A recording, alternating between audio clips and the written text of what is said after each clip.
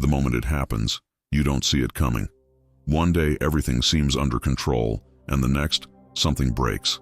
A message, a loss, a mistake, a sudden change. And without warning, your mind starts racing. You try to fix it, to understand it, to regain control. But the more you think, the heavier it feels. This is where most people lose. Not because of what happened, but because of how they react when it does. Your heart speeds up, your thoughts get louder, and suddenly you are no longer dealing with the situation itself. You are fighting your own mind. You start imagining outcomes, creating scenarios, reliving what already happened. And without realizing it, the problem multiplies inside you. But here is what no one tells you.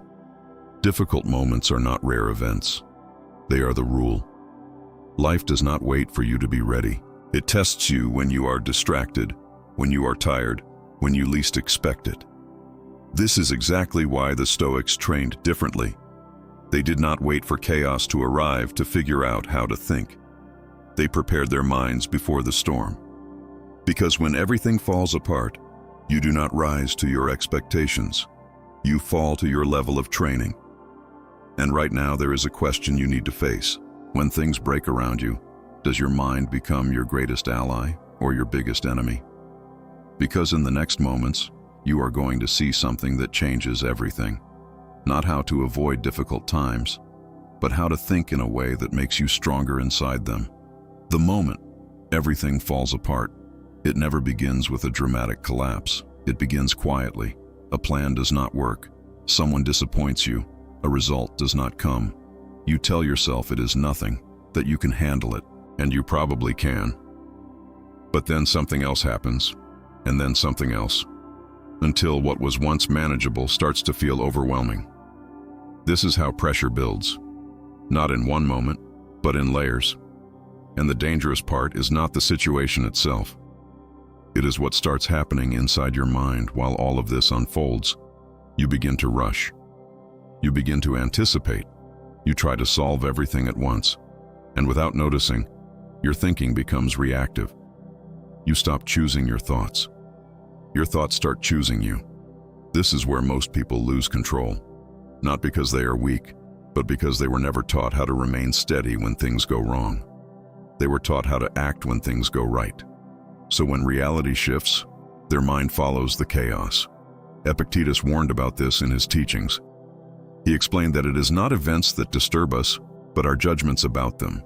But in difficult moments, those judgments happen so fast that you do not even realize you are making them. You assume something is bad, unfair, or unbearable, and your body reacts as if that interpretation were absolute truth. Now the situation is no longer just a situation. It becomes a threat. Your breathing changes. Your posture tightens. Your focus narrows. You are no longer thinking clearly. You are reacting instinctively. And in that state, even small problems feel unbearable. Marcus Aurelius understood this deeply. In Meditations, Book 8, paragraph 36, he reminded himself that the mind can remain unaffected by external events unless it allows itself to be affected. This is not about ignoring reality. It is about recognizing that there is always a space between what happens and how you interpret it. Most people never use that space. They collapse into the first reaction that appears. They believe their first thought is the truth, and that is where suffering expands. Because once your mind labels something as chaos, everything starts to feel chaotic. You begin to look for more problems. You replay conversations. You imagine worst-case scenarios. You try to predict what comes next. And in doing so, you create a second storm inside your own head, often more intense than the one happening outside. This is the real collapse. Not the event, but the loss of internal stability. And here is the part that changes everything. The Stoics did not try to eliminate difficult moments. They expected them. They trained for them. They built a mind that does not depend on circumstances to remain steady. They understood that you cannot control when things fall apart, but you can control whether you fall apart with them.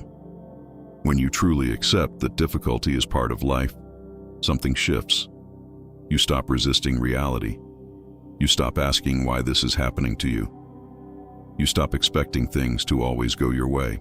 And in that moment, you gain something most people never do. Clarity under pressure. You begin to see the situation for what it is, not for what your fear turns it into. You respond instead of reacting. You focus on what can be done instead of everything that cannot. The storm may still be there. The uncertainty may still exist. But your mind is no longer collapsing inside it. And that is where strength begins. But this leads to a subtle mistake that almost everyone makes next. They believe that to think clearly, they must first feel calm. And that belief keeps them trapped longer than they realize. The illusion that you need to feel good to think clearly. There is a belief that quietly controls most people without them noticing. The belief that you need to feel calm before you can think clearly. That you need to eliminate anxiety, remove discomfort, fix your emotions first, and only then make the right decisions. It sounds logical, it feels right, but it is completely misleading. Because difficult moments do not wait for you to feel ready. They demand clarity while you are still uncomfortable, still uncertain, still under pressure. And if your ability to think depends on feeling good first, you will always be one step behind reality. This is where most people get stuck. They try to calm down before acting. They wait to feel better before deciding. They delay action because their emotional state is not ideal. And in doing so, they give their emotions control over their behavior. But the Stoics saw this differently. They did not aim to feel good before thinking well. They trained themselves to think well, regardless of how they felt. Seneca wrote in his letters that we suffer more in imagination than in reality. What he understood is that the mind, when left unchecked, amplifies discomfort. It creates urgency where there is none. It turns uncertainty into fear. And if you wait for that noise to disappear before acting, you may wait forever. Clarity is not something that comes after calm. It is something that creates calm. And this is the shift. Instead of trying to change how you feel, you start by changing how you think. You observe the situation as it is, not as your emotions are presenting it.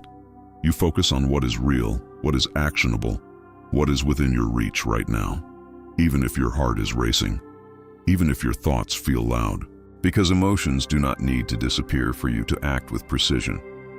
They only need to stop being in charge. Epictetus emphasized that you are not your impressions, but your response to them. And in moments of difficulty, impressions come fast. They come with intensity. They feel convincing, but they are not commands. They are signals, and most people treat them as orders. They feel anxious, so they assume something is wrong. They feel overwhelmed, so they assume the situation is unmanageable. They feel uncertain, so they assume they are not ready. But feelings are not facts.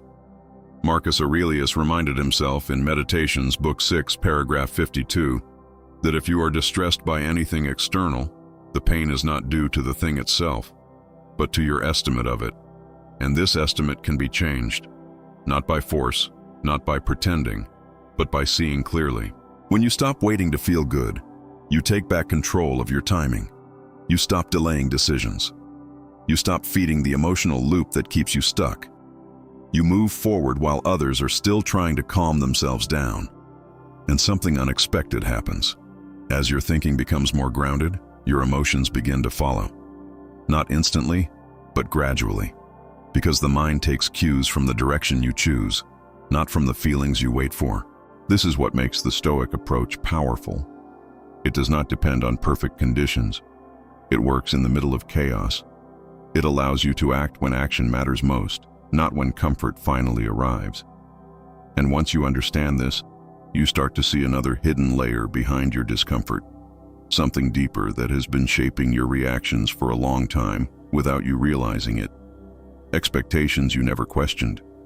The invisible weight of unspoken expectations. There is something shaping your reactions long before any problem appears, and most of the time, you do not even notice it. It is not the situation. It is not the people around you. It is what you quietly expected life to be. You expected things to go a certain way. You expected people to act a certain way. You expected effort to lead to predictable results. And when reality breaks those silent agreements, the frustration does not come from what happened. It comes from the gap between what is and what you believed should be. This is why two people can face the same situation and react completely differently. One sees disruption, the other sees reality. One resists, the other adapts. The difference is not strength, it is expectation. Most expectations are never spoken. You do not sit down and consciously decide them. They form slowly, through habits, through comfort, through repetition. When things go well for long enough, the mind begins to assume that stability is normal, that fairness is guaranteed, that outcomes will align with effort, and that is where the trap is set.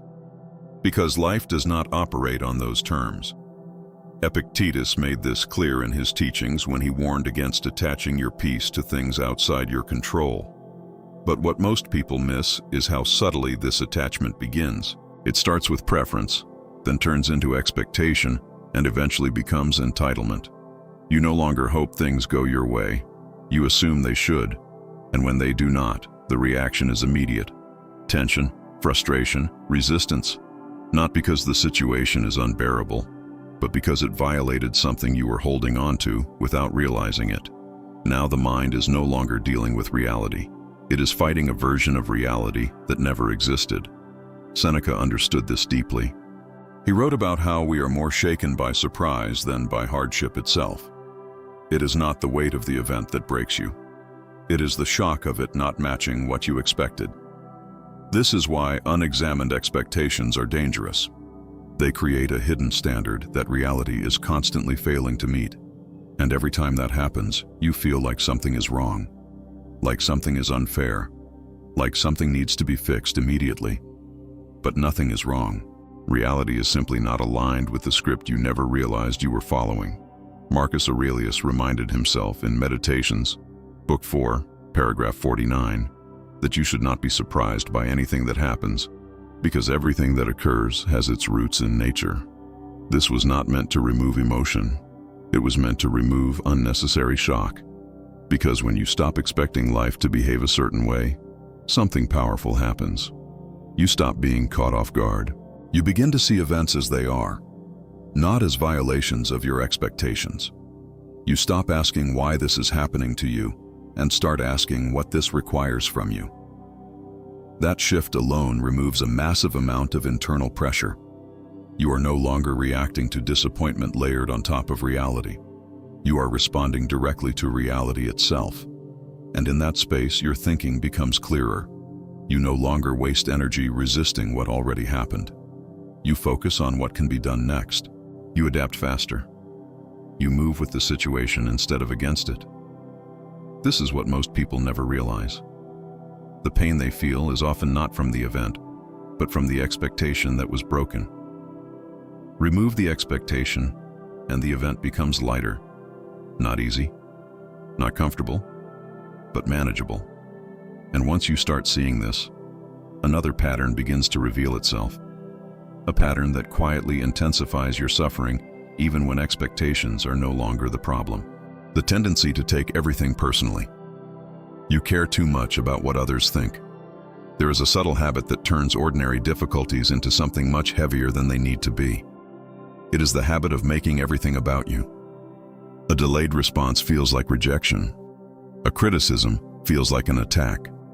Someone's bad mood feels like something you caused, and without realizing it, you place yourself at the center of events that were never about you to begin with. This is where suffering intensifies, because the moment you take something personally, you are no longer dealing with the event itself. You are dealing with what it means about you, your value, your identity, your worth. And now the situation is no longer external. It becomes internal. You start defending yourself against things that were never aimed at you. Epictetus warned about this when he explained that people act based on what they believe is right, even when they are wrong. Their actions are not designed to hurt you specifically. They are expressions of their own perceptions, their own limitations, their own internal world. But when you personalize everything, you ignore that. You assume intention. You assume meaning. You assume that every negative experience has something to do with you. And in doing so, you carry weight that does not belong to you. Marcus Aurelius reminded himself in Meditations, Book 11, paragraph 18, that when someone does wrong, it is because they do not see clearly, not because they are targeting you. This perspective does not excuse behavior. It removes the unnecessary emotional burden attached to it. Because when you stop making things personal, something shifts immediately. You create distance. You begin to see people's actions as reflections of them, not definitions of you. You stop reacting to tone, to interpretation, to imagined intentions. You focus on what is actually happening, not what you think it says about you. And that clarity changes your response. Instead of reacting emotionally, you respond rationally. Instead of escalating tension, you maintain control. Instead of absorbing negativity, you observe it. Seneca wrote that we are often more upset by our interpretation of events than by the events themselves. And nowhere is this more true than in how we deal with other people. A simple comment becomes disrespect. A disagreement becomes hostility. A mistake becomes a judgment of your competence. But if you remove the personal layer, what remains is often far less intense. Just words, just actions, just situations. This does not mean you become passive. It means you become precise. You respond to what is real, not to what your mind adds to it. And this is where strength begins to show. Because the person who does not take things personally cannot be easily disturbed. They are not constantly defending their ego. They are not reacting to every perceived slight. They remain stable, even when others are not. That stability gives you something rare. Freedom from unnecessary conflict.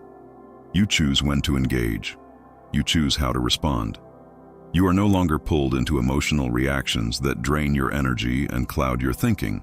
But there is still something deeper that continues to trap most people, even when they stop taking things personally. The need to control everything. The instinct to control that sabotages your peace. There is a moment, right after things start to go wrong, where your mind tries to take over everything. You begin to think faster, plan harder, anticipate outcomes, replay conversations, imagine solutions. It feels productive, it feels necessary, but underneath it, there is something else driving all of this. The need to control. You want to control how things unfold. You want to control how people respond. You want to control what happens next so you can finally feel at ease again. And without realizing it, your peace becomes dependent on variables that were never yours to command. This is where tension begins to grow. Because the more you try to control what is outside of you, the more resistance you encounter. People act in ways you cannot predict. Circumstances shift without warning. Outcomes refuse to follow your plans. And every time that happens, frustration builds. Not because the situation is impossible, but because your mind refuses to accept its limits. Epictetus built his entire philosophy around this distinction. Some things are within your control and others are not. But in difficult moments, that line becomes blurred. You start treating everything as if it should respond to your effort, your intention, your will. And when it does not, it feels like failure. But it is not failure, it is reality.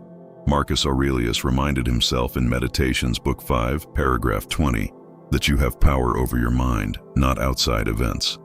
This was not a limitation, it was a liberation. Because once you understand this, you stop wasting energy where it has no effect.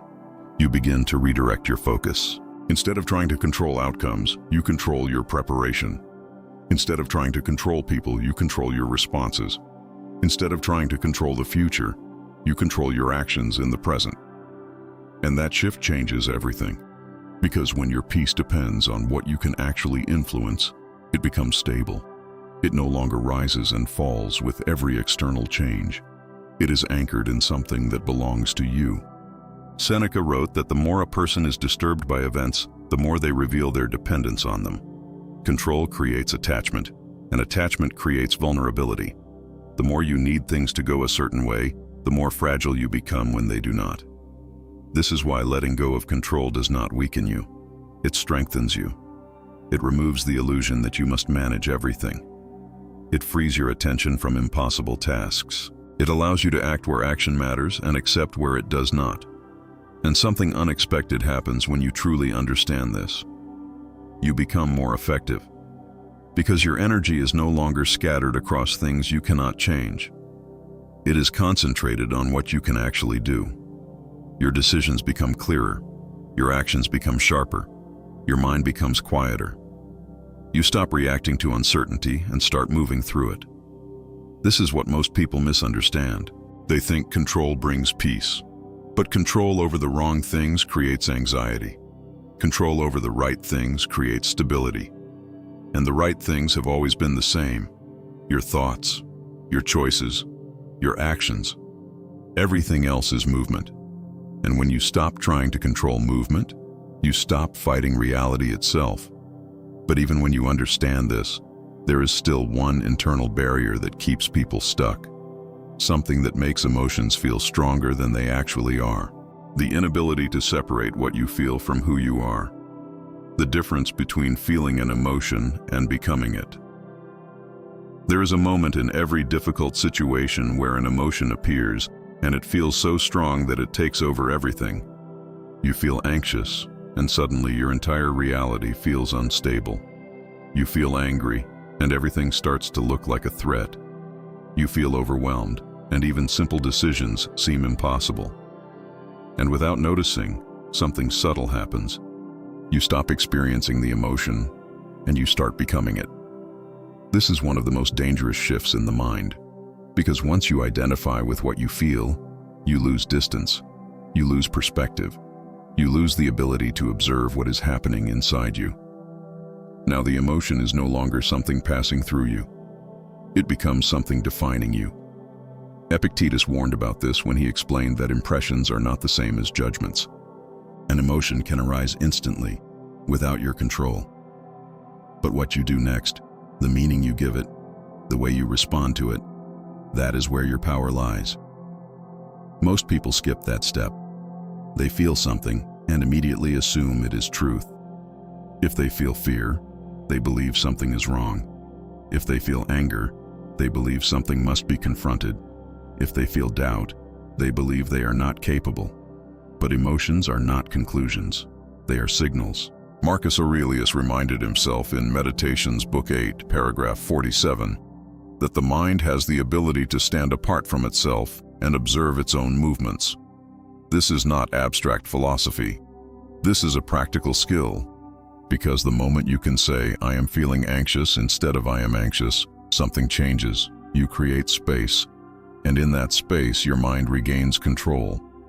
The emotion is still there. It has not disappeared, but it is no longer driving your behavior automatically.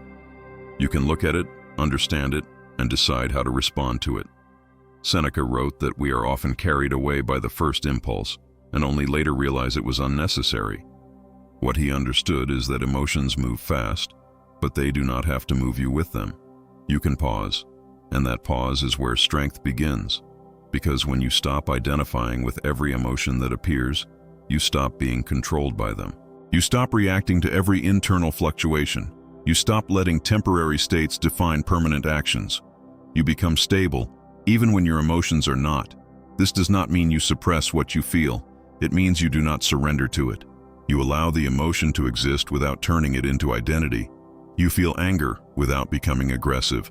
You feel fear without becoming paralyzed. You feel uncertainty without becoming indecisive. And over time, something powerful happens. Your emotions lose their authority over your decisions. They are still present, they still arise, but they no longer dictate your direction. You choose. This is what separates a reactive mind from a disciplined one. One is carried by every wave. The other observes the waves and decides when to move. And once you develop this ability, another layer of control becomes available to you. A layer that most people overlook completely, yet it shapes almost every reaction they have. The way they use silence. Silence as a tool of mental power. There is a moment in every difficult situation where you feel the urge to respond immediately, to explain, to defend, to react, to say something that justifies your position or releases the pressure you feel inside. And most people follow that impulse without hesitation. They speak too soon, they react too fast, and in doing so, they give away control they could have kept. Silence is often misunderstood as weakness, as hesitation, as avoidance. But in reality, silence is one of the most powerful forms of control you can develop. not because you have nothing to say, but because you choose when to say it.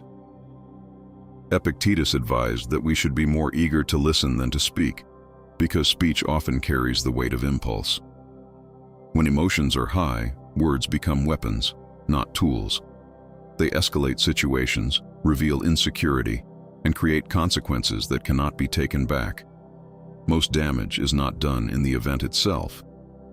It is done in the reaction that follows it. Marcus Aurelius reminded himself in Meditations, Book 1, paragraph 17, to maintain dignity and composure in his speech. He understood that words reflect the state of the mind. When the mind is unstable, speech becomes unstable. When the mind is disciplined, speech becomes precise. Silence gives you time. Time to observe what is happening. Time to understand what you are feeling. Time to separate reaction from response. And in that time, your thinking becomes clearer. Seneca wrote that anger, more than any other emotion, demands immediate expression. It pushes you to speak, to act, to release it as quickly as possible. But he also warned that the more urgent the impulse, the more dangerous it is to follow it. Silence interrupts that urgency. It creates a pause between what you feel and what you do, and that pause is where control lives. When you remain silent, you are not suppressing yourself. You are gathering yourself. You are choosing not to let a temporary emotion dictate a permanent action. And something subtle begins to happen. You start to see more. You notice details you would have missed. You understand the situation more deeply. You hear what others are really saying, not just what you assume they mean. Your perspective widens, and with it, your ability to respond effectively. Most people speak to release tension. Few speak with intention, and that difference changes everything. Because when you finally do speak, your words carry weight. They are not rushed. They are not defensive. They are measured, clear, and aligned with what actually matters. This is power, not loud, not aggressive, not immediate, but controlled, deliberate, and effective. The person who masters silence is not controlled by the moment. They shape the moment. They do not react to pressure. They move through it. And over time, this discipline builds something even deeper. A quiet strength that does not depend on constant action or constant expression. But here is what most people overlook.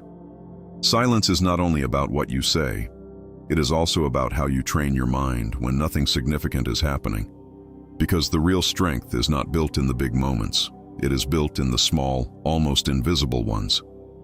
The invisible training of the mind in small discomforts. Most people believe strength is built in extreme moments, in crises, in pressure, in situations that demand everything from you. But what they fail to see is that by the time those moments arrive, your mind is already conditioned. You do not become strong in the storm. You reveal the strength you built before it. And that strength is not built in dramatic events. It is built in the small, almost invisible discomforts that you face every single day. A delay, an inconvenience, a minor frustration, a plan that changes.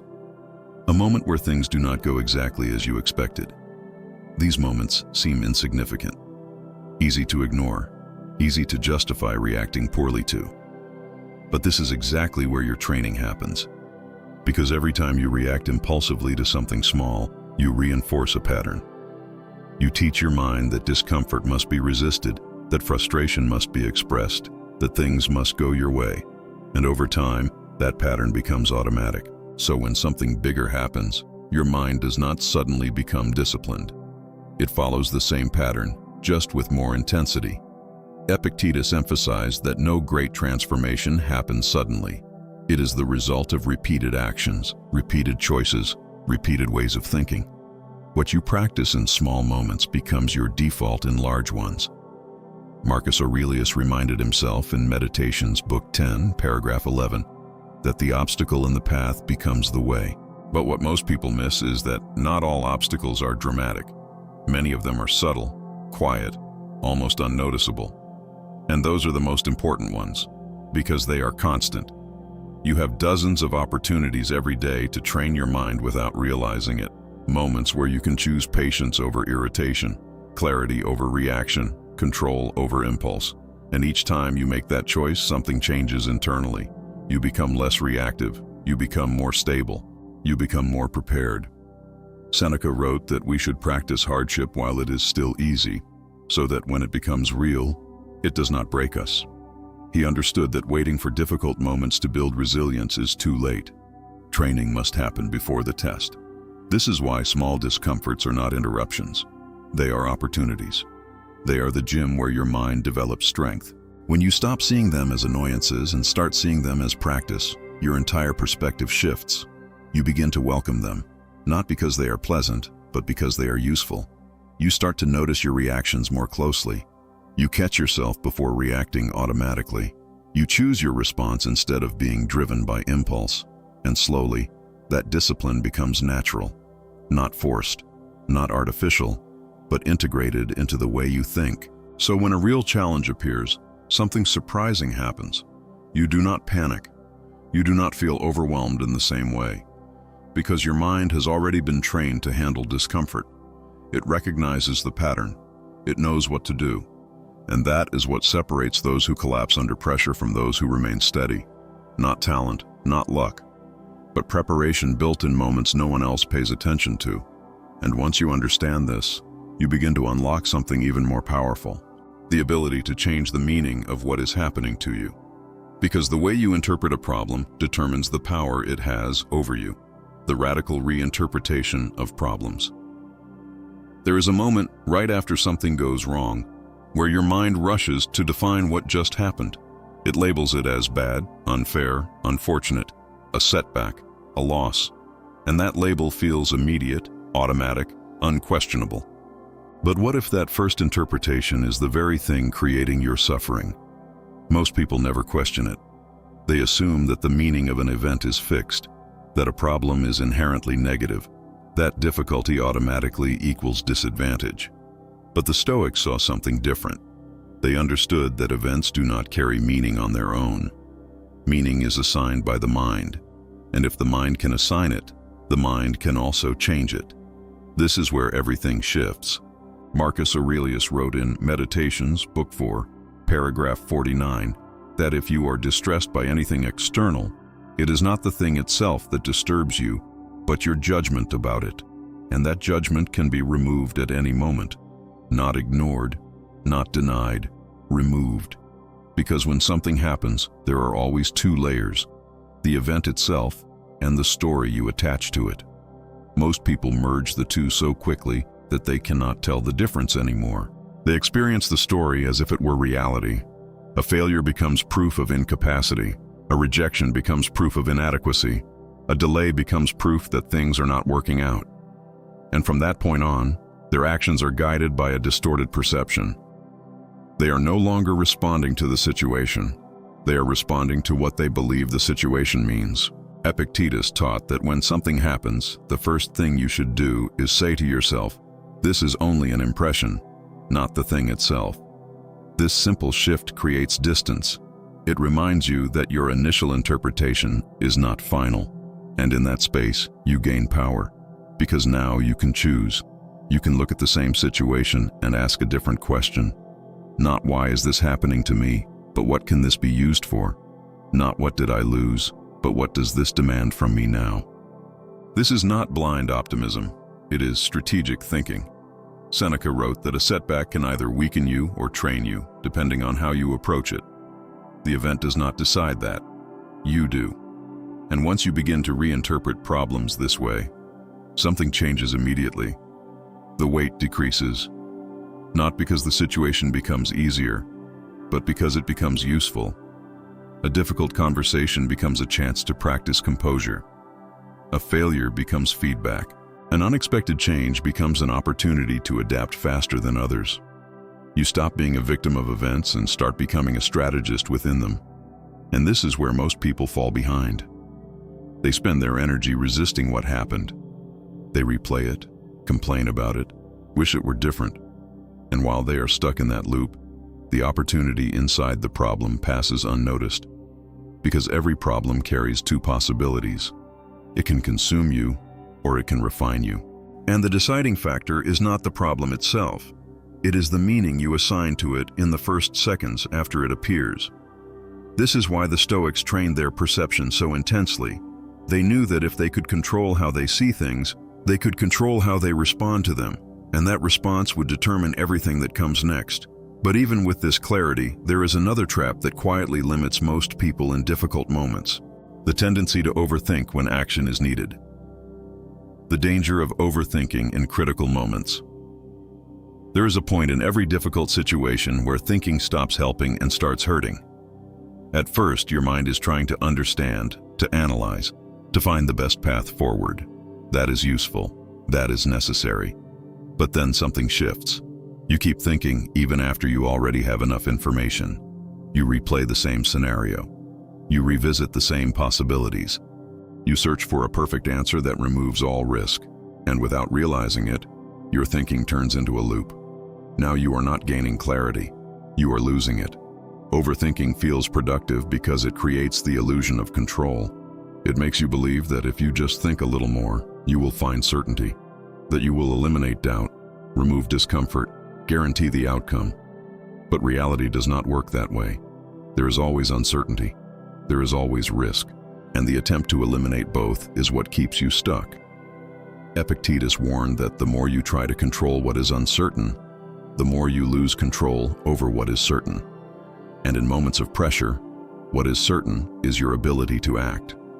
But overthinking delays action. You start questioning decisions you have not even made yet. You imagine consequences that may never happen. You hesitate, waiting for a level of clarity that does not exist. And while you are doing that, time moves. Opportunities pass, situations evolve, and the cost of inaction begins to grow. Marcus Aurelius reminded himself in Meditations, Book 8, paragraph 36, that you should not waste time arguing about what a good person should be. Be one. This was not just moral advice. It was a reminder that action defines you more than endless reflection ever will. Because thinking has a limit. Beyond that limit, it becomes noise. Seneca wrote that we often suffer more from hesitation than from action. The longer you delay, the more your mind fills the gap with doubt. And that doubt feeds the cycle, making it even harder to move. This is why clarity is not about thinking more. It is about knowing when to stop thinking and start acting. You do not need perfect certainty to take the next step. You need enough clarity to move forward with intention. And that clarity usually comes earlier than you think. But you ignore it. Because it does not feel complete. It does not feel safe. It does not remove all discomfort. So you keep thinking. And in doing so, you trade progress for temporary mental comfort. The Stoics approached this differently. They accepted that uncertainty is part of action, that decisions must be made with incomplete information, that waiting for perfect clarity is a form of avoidance, not wisdom. They focused on what was reasonable, what was within their control, what could be done now, and they moved, not recklessly, not impulsively, but decisively. Because once you take action, something changes immediately. Your mind stops spinning in possibilities and starts engaging with reality. Feedback appears. New information emerges. The situation becomes clearer through movement, not through more thinking. This is what most people miss. Clarity is often found on the other side of action, not before it. And when you understand this, you begin to free yourself from the paralysis that overthinking creates. You start trusting your ability to adjust instead of trying to predict everything. You start moving forward even when things are not fully defined. And in that movement, confidence begins to grow. Not from certainty, but from experience. But there is still one misunderstanding that can quietly weaken this entire process. The belief that accepting reality means giving up. The discipline of accepting without becoming passive.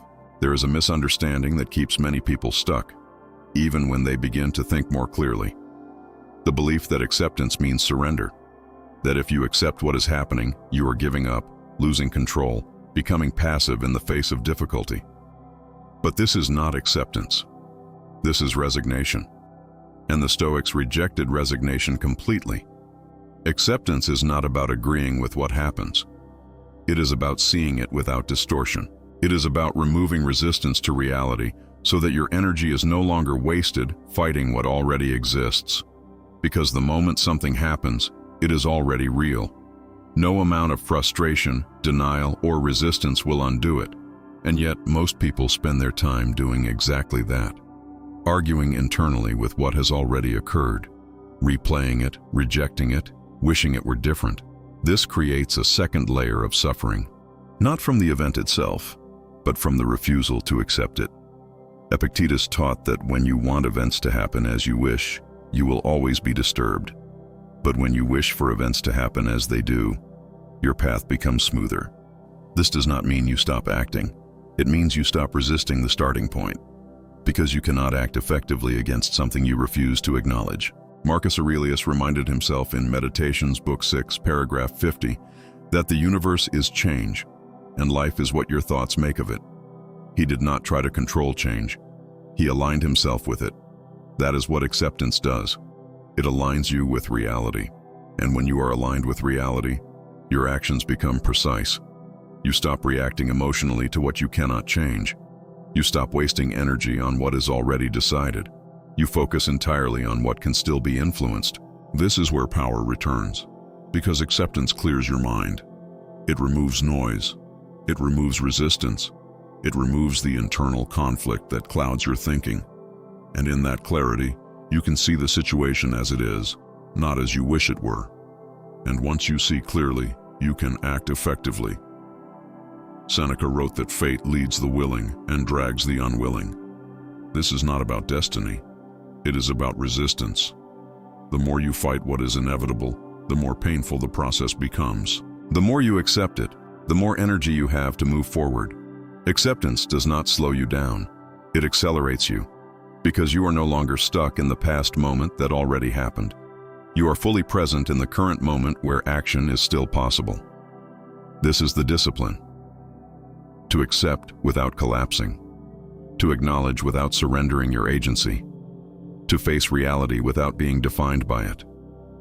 You do not deny the difficulty. You do not pretend it is easy, but you also do not let it stop you. You move with it. You adapt. You respond. And in doing so, you become someone who is not broken by circumstances, but shaped by them. This is what separates passive acceptance from active strength. One avoids reality, the other uses it. And once you begin to live this way, something deeper starts to form inside you. A kind of strength that does not just resist pressure, but grows because of it. The construction of an anti-fragile mind. There is a level beyond resilience that most people never reach. Resilience allows you to endure pressure without breaking. But there is something more powerful than that. The ability to become stronger because of the pressure itself. This is what an anti-fragile mind represents. Most people spend their lives trying to avoid discomfort. They seek stability, predictability, safety. And while that may feel secure, it quietly weakens them, because a mind that is never challenged becomes dependent on calm conditions. The moment those conditions disappear, so does their stability. The Stoics understood that strength is not built in comfort. It is built in friction. Seneca wrote about voluntarily exposing yourself to hardship, not as punishment, but as preparation. He believed that by facing difficulty on your own terms, you remove its power to surprise and overwhelm you later. This is not about seeking pain. It is about removing your fear of it, because fear is what makes discomfort feel unbearable. Marcus Aurelius reminded himself in Meditations, Book 7, paragraph 61, that what stands in the way becomes the way. But this idea goes deeper than simply overcoming obstacles. It means that obstacles are the very material that builds your strength. Without them, there is nothing to grow from. An anti-fragile mind does not ask how to avoid difficulty. It asks how to use it. Every challenge becomes a form of resistance training. Every setback becomes feedback. Every moment of pressure becomes an opportunity to expand your capacity. And over time, something shifts. You stop fearing difficult situations, not because they become easy, but because you recognize their value. Epictetus taught that difficulties show what people are, but more importantly, they show what you are becoming. Each time you face something uncomfortable and remain composed, you reinforce a new identity. You become someone who can handle more. And that identity changes the way you approach life. You no longer shrink from uncertainty. You engage with it. You no longer avoid risk completely. You manage it. You no longer see problems as interruptions. You see them as part of the process. This is how growth becomes consistent, not dependent on perfect conditions, but driven by whatever conditions appear. Most people grow only when things go right. An anti-fragile mind grows especially when things go wrong. And that difference compounds over time. Because while others are weakened by setbacks, you are strengthened by them. While others hesitate in the face of pressure, you become more focused. While others lose clarity, you sharpen it. This is not talent. This is training. A deliberate choice to use every difficulty as a tool instead of a threat. And once you start doing this, your relationship with challenges changes completely. They are no longer something to endure. They become something to leverage, and this creates a quiet confidence that is hard to shake. Not because you believe nothing will go wrong, but because you know that whatever goes wrong will make you stronger. But there is still one subtle habit that can disrupt this entire process if left unchecked. The tendency to believe that everything happening around you is somehow directed at you. The depersonalization of external chaos. There is a hidden assumption that quietly shapes how most people experience the world. The belief that events are happening to them, that circumstances are somehow directed at them, that there is a personal element behind what unfolds. This belief intensifies everything. A problem is no longer just a problem. It becomes something unfair, something targeted, something that should not be happening to you specifically. And once that idea takes hold, your reaction is no longer grounded in reality. It is driven by a sense of injustice. But reality is not personal. The world does not organize itself around your expectations, your plans, or your preferences. Events unfold based on countless variables, most of which have nothing to do with you. People act based on their own perceptions, their own limitations, their own internal struggles. And yet, you interpret their actions as if they were aimed directly at you. Epictetus taught that when someone acts poorly, it is because they believe they are doing what is right, not because they are thinking about you. This perspective removes a layer of unnecessary emotional weight. Because when you stop assuming intention, you stop creating stories. Marcus Aurelius reminded himself in Meditations, Book 9, paragraph 34, that everything happens in accordance with nature, not in accordance with your desires. This was not meant to diminish your experience, but to put it in context. Because once you understand that events are not personal, something changes immediately. The intensity drops. You no longer feel attacked by circumstances. You no longer feel singled out by challenges. You begin to see things as processes, not as judgments against you. A delay is not disrespect. A mistake is not a reflection of your worth. A negative outcome is not a statement about who you are. They are events. And when you treat them as such, your mind becomes lighter. Seneca wrote that we often add unnecessary suffering by interpreting events as offenses. But most of the time, there is no offense. There is only interpretation. This is where detachment becomes powerful. Not emotional coldness, but clarity. You observe what is happening without immediately assigning personal meaning to it. You respond to facts, not to assumptions. You engage with reality as it is, not as your mind dramatizes it. And this changes the way you move through difficult moments. You become less reactive, less defensive, less emotionally entangled in things that do not require it. You conserve your energy, because you are no longer spending it on imagined narratives. Instead, you direct it toward what matters. What can be done? What can be improved? What can be learned? This is what creates stability. Not controlling the external world, but refusing to let it define your internal state. And once you develop this perspective, something else becomes possible. You can begin to act not as who you feel like in the moment, but as who you choose to be at your highest level. The practice of thinking like your strongest self. There is a version of you that already knows how to handle this. A version that does not panic, does not overreact, does not lose clarity under pressure. Someone who sees the situation for what it is and moves with precision. The problem is not that this version does not exist. The problem is that you do not access it when it matters. In difficult moments, most people default to their current emotional state. They act based on how they feel, not based on who they could be. And that is where inconsistency begins, because feelings change constantly.